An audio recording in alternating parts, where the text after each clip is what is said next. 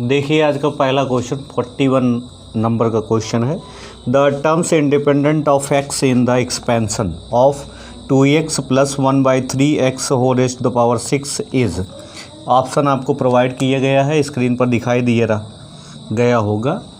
तो क्वेश्चन आपका दिया गया है 2x + 1/3x whole raised to the power 6 है।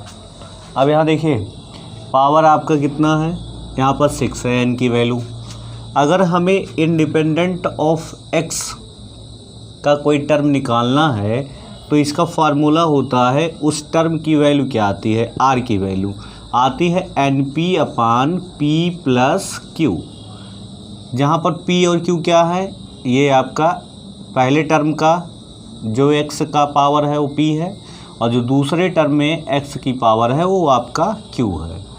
तो यहाँ पर वैल्यू रखोगे तो r = क्या आ जाएगा, NP, n means 6, P means 1 अपान P + 1 मीन्स 1 + 1 कर लो, कितना आ गया, ये आपका आ गया 6/2। r की वैल्यू आ गई कितना, 3। तो इसका मतलब थर्ड टर्म जो होगा इस एक्सपेंशन का वो फ्री फ्रॉम x हो जाएगा। तो चलो थर्ड टर्म निकालें। तो T3 + 1 = NCR। तो NCR मीन्स n की वैल्यू 6 है, CR की वैल्यू आपकी 3 है, इनटू इसका फर्स्ट टर्म का कोफिशिएंट जो होगा यहाँ पर है 2, उसकी पावर n - r मीन 6 - 3 करोगे तो आएगा 3, इनटू सेकेंड टर्म का कोफिशिएंट क्या है 1/3, इसकी पावर r मीन्स 3, इसे सॉल्व करो, ये हो जाएगा क्या 6 factorial divided by 3 factorial into 3 factorial, और ये आपका 2 का स्क्वायर 2 का क्यूब क्या होता है 8 और 3 का क्यूब क्या होता है 27। इसे सॉल्व करो, 6 से फैक्टोरियल को ओपन करोगे तो 6 × 5 × 4 × 3 फैक्टोरियल डिवाइडेड बाई 3 फैक्टोरियल की वैल्यू क्या होती है 3 × 2 × 1, और ये 3 फैक्टोरियल है तो ये इससे कैंसिल हो गया। ये आपका 8/27 है, 3 × 2 = 6, 5 × 4 = 20, 20 × 8 करोगे कितना आ जाएगा 160 डिवाइडेड बाई कितना होगा 27।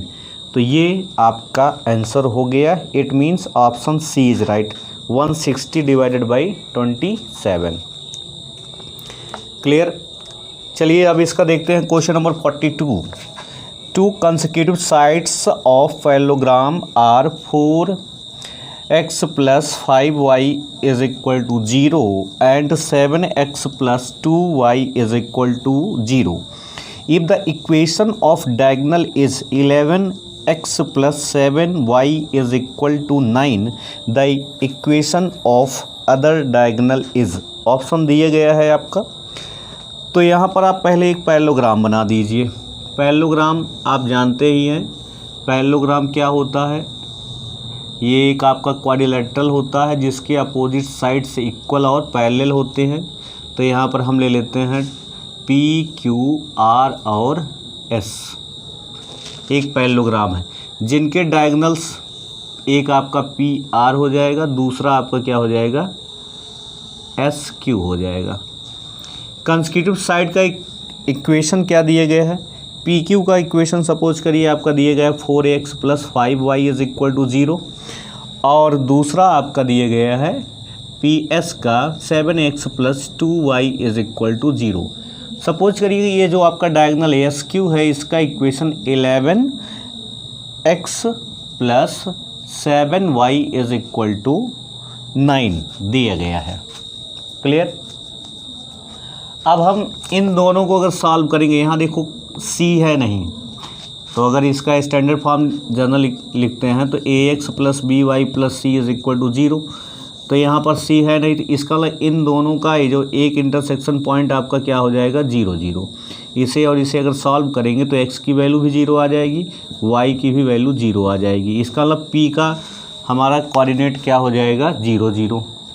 अब इसका P और S का और Q और S का इंटरसेक्शन पॉइंट, S का कोऑर्डिनेट्स कैसे हम S के कोऑर्डिनेट्स निकालेंगे, इस और इस इक्वेशन को सॉल्व करके।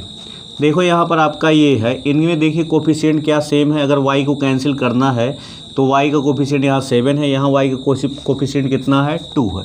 सेम करो, सेम कैसे होगा, y के कोफिशिएंट से इसमें मल्टीप्लाई करो, 7 से इसमें मल्टीप्लाई करो, क्या आ जाएगा 7 7 जा 49x और 7 2 जा 14y is equal to 0। Clear. अब यहाँ पर क्या है, y का कोफिशिएंट 2 है, 2 से इसमें मल्टीप्लाई कर दो, क्या आ जाएगा 11 2 जा 22x और 7 2 जा 14y और 2 से मल्टीप्लाई करोगे तो हो जाएगा 18।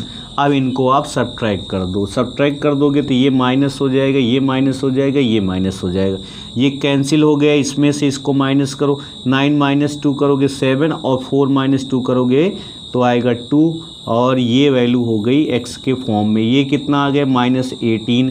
सॉल्व करो x की वैल्यू -18 डिवाइडेड बाई 27।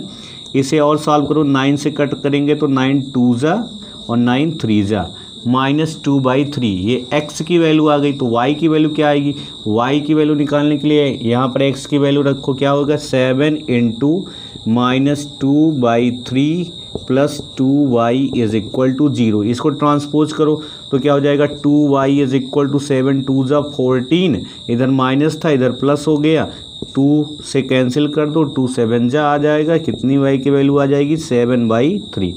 तो इसका कोऑर्डिनेट क्या हो जाएगा -2/3, 7/3। क्लियर। तो ये इसका हमें एक कोऑर्डिनेट इसका मिल गया 2/3 और 7/3। क्यू का कोऑर्डिनेट कैसे निकलेंगे, इसे और इसे सॉल्व कर लो। अगर इन दोनों को सॉल्व करेंगे तो हमें क्यू का कोऑर्डिनेट पता चल जाएगा। चलो इसको सॉल्व करते हैं। अब यहाँ पर भी अगर हमें y को कैंसिल आउट करना है तो कैसे करेंगे, या हम क्या करें, यहाँ से हम x की वैल्यू निकाल लें। तो 4x is equal to -5y और x is equal to -5y/4। इसे यहाँ पुट कर दो, 11 × -5y/4 plus 7y is equal to 9। क्या आ जाएगा -55 divided by 4y plus 7y is equal to 9। 4 से इसमें मल्टीप्लाई करोगे क्या हो जाएगा 55y प्लस 28y अपान 4 है इज इक्वल टू 9। इसमें से इसको ऐड करो तो -55 को इसमें से अगर सब्ट्रैक्ट करोगे तो कितना आ जाएगा 15 - 8 आता है 7 और 4 - 2 करोगे तो 2, तो -27y। इसको इधर ट्रांसपोज करो 36 हो जाएगा। तो y कितना आ जाएगा -36 डिवाइडेड बाई 27। तो 9 से कट करो, 9 4 जा 9 3 जा तो आएगा -4/3। y की वैल्यू इतनी आ गई। तो x की वैल्यू क्या आ जाएगी, इसमें रख दो, x इज इक्वल टू -5/4 × -4/3। तो ये इससे कैंसिल हो गया, माइनस माइनस का प्रोडक्ट प्लस हो गया, 5/3। x की वैल्यू आ गई, क्या कोऑर्डिनेट बन गया 5/3 और -4/3। क्लियर। तो ये हमें कोऑर्डिनेट्स मिल गए। अब हमें पता किसका करना है कोऑर्डिनेट, हमें पता करना है कोऑर्डिनेट r का। r का कोऑर्डिनेट कैसे हम निकालें। आप जानते हो कि पैरेललोग्राम के जो डायगोनल होते हैं एक दूसरे को बाइसेक्ट करते हैं, तो जिस पॉइंट पर बाइसेक्ट करते हैं उसका कोऑर्डिनेट पता कर लें। तो इससे और इससे इसका कोऑर्डिनेट निकालेंगे। तो ये इसका बाइसेक्ट कर रहा है तो ये इसका मिड पॉइंट है, तो मिड पॉइंट का इसका कोऑर्डिनेट क्या आ जाएगा, इसके हेल्प से निकालोगे तो क्या होता है मिड पॉइंट का x1 plus x2 divided by 2 और y1 plus y2 divided by 2। तो इसका निकालो पहले, इसे और इसे ऐड करो। 5 को 2 में ऐड करोगे तो कितना आ जाएगा -3 और -3 डिवाइडेड बाई 3 तो कितना हो जाएगा 1 और डिवाइडेड बाई 2 करोगे तो 1/2 हो जाएगा। ऐसे दूसरे का -4 प्लस 7 करोगे तो कितना आएगा 3/3 1 हो गया, तो ये भी 1/2 आ गया। इधर आ जाओ, इसका सपोज करिए r का कोऑर्डिनेट्स क्या है xy, तो इसको करोगे x + 0 डिवाइडेड बाई 2 तो x/2 आ जाएगा, ऐसे y/2 आ जाएगा। इन दोनों की कंपेयरिंग करो तो क्या आ जाएगा x की वैल्यू यहाँ पर 1, 1/2 से 1/2 कैंसिल, यहाँ पर भी आपका ऐसे y की वैल्यू आ जाएगी 1, तो इसका कोऑर्डिनेट 1, 1 हो गया। क्लियर। अब इसका हमें इक्वेशन निकालना है। इक्वेशन क्या होता है, अगर 2 पॉइंट से जाने वाली लाइन का इक्वेशन निकालना होता तो क्या होता है, y minus y1 is equal to y2 minus y1 upon x2 minus x1 in bracket x minus x1। इसमें वैल्यू पुट कर दो, y1 भी 0 है, x1 भी 0 है, तो ये 0 0 हो गया। y2 आपका 1 है, x2 भी आपका 1 है, तो कितना आ जाएगा 1, यहाँ 1/1 बन जाएगा, ये भी x, तो इसको इधर लेके चले जाओ तो x minus y is equal to 0। तो ये आपका आंसर हो गया, x minus y is equal to 0 या y minus x is equal to 0। तो इसमें आपका ऑप्शन कौन सा सही हो जाएगा, option D, x minus y is equal to 0। चलिए देखिए इसका एक question number 43, the number of real solutions of the equation दिया क्या, mod of x square minus 3 mod of x plus 2 is equal to 0।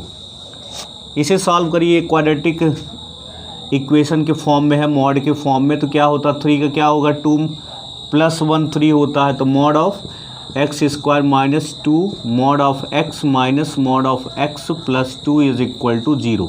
यहाँ से दो टर्म का पेयर बनाएंगे तो मॉड ऑफ एक्स कॉमन करेंगे तो मॉड ऑफ एक्स माइनस 2 हो गया, यहाँ से माइनस 1 कॉमन कर लेंगे तो कितना आ जाएगा, mod of x minus 2 is equal to 0। अब क्या कॉमन है, मॉड ऑफ एक्स माइनस 2 और क्या बच गए यहाँ पर, mod of x minus 1 is equal to 0।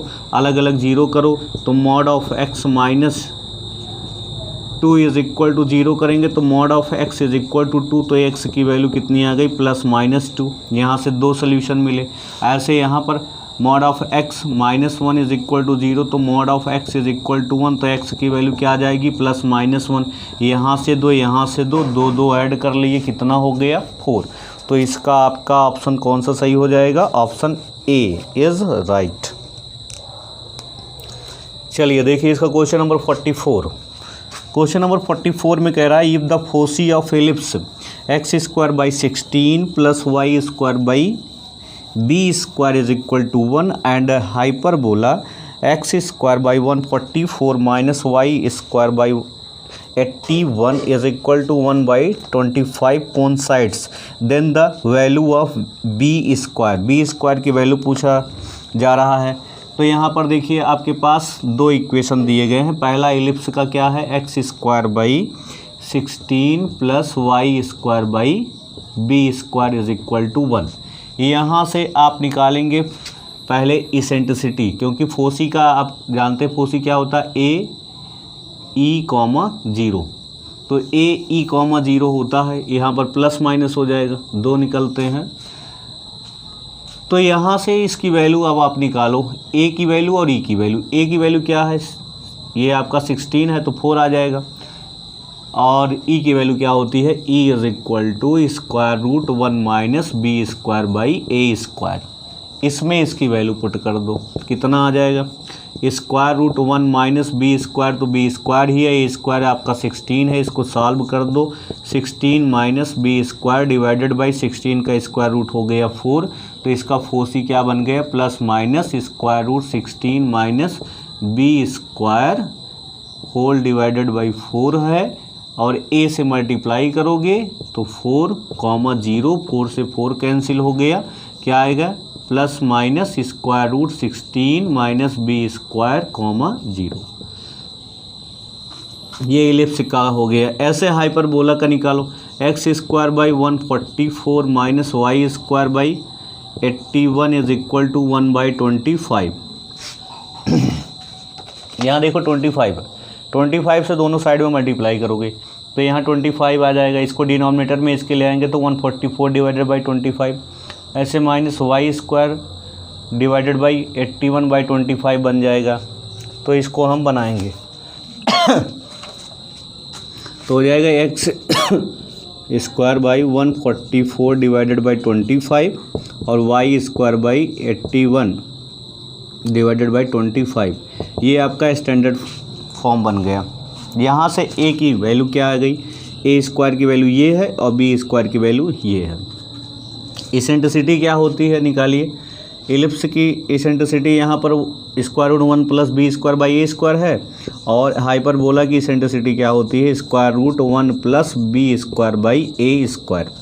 यहाँ पर वैल्यू रखो तो क्या हो जाएगा, 1 प्लस बी स्क्वायर मीन्स आपका ये दिया गया है क्या है, 81 divided by 25 divided by 1 by a square है, तो ए स्क्वायर की वैल्यू इतना है। इसका अगर आप 1 बाई के फॉर्म करोगे तो इसका रेसिप्रोकल हो जाएगा, कितना हो जाएगा, 25 डिवाइडेड बाई 144।